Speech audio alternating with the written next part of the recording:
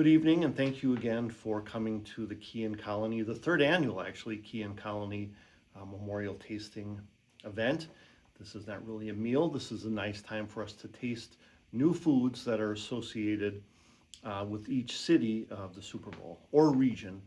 Um, I'm sure you've known this, but years ago, Cian and I, actually starting when he was about 12 years old, we would try foods from each of the different cities, and it was something that we traditionally did all those years, and we're moving it into today. The key was that we were trying something new. Sometimes we liked it, believe it or not. When Philadelphia was first in the Super Bowl, that's the first time we tried Philly cheesesteaks. And for those of you who knew Cian and he loved his Philly cheesesteaks, his love of that began at one of these tasting events. We found out we didn't like gumbo.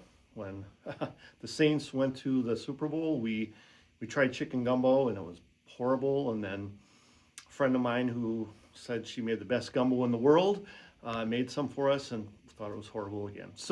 But at least we tried it. It was something that we would try, and that's really the spirit of the event here today, is to try something new. So just even if you don't eat the whole food or entree, just give it a try and tell us what you think. So the two teams today are the Seattle Seahawks and the New England Patriots. In terms of their overall food landscapes, we'll start with New England. That is very old and traditional types of foods that come out of that region. These are recipes and foods that are hundreds, even a couple hundred of years old.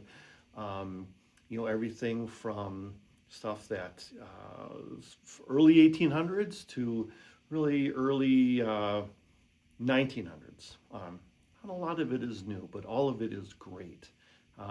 Again, very traditional, handed down type of recipes through the generations. Then we have Seattle, which is a newer, sort of more eclectic mix of food. So a lot of their food mainstays now were actually invented in the mid 1900s. Some is even as late as the 1970s.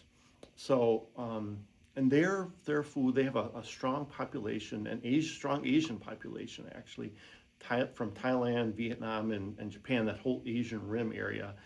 And they really have had an impact on the food scene there in Seattle. I will have to say, Seattle is also very much unafraid to mix different food types. They call that fusion. So they are very willing to fuse the foods, right, to try that old type of recipe, but mix it with something new from a completely different culture, if you will. Start with the beverages real quick too. We have Canada Dry. I'm sure you're saying, Lee, Canada Dry. This is the United States. True, but Canada Dry is very popular along the eastern seaboard, along New England. In fact, one of its most famous production plants actually is listed in New England, is listed in the Library of Congress. It was built in 1926, and it's so iconic that it is listed in the Library of Congress. We're going to be serving Frosty soda as well. I'm sure you're going to say, Lee, Frosty soda is from Detroit. Yes, it is, but it began, again, in New England. Legend has it that it began in an abandoned jailhouse, actually. It was Frosty Root Beer. Their moniker then was, you gotta have some. From there, they expanded greatly along the coast. They bought Stewart's root beer, which I'm sure some of you are familiar with.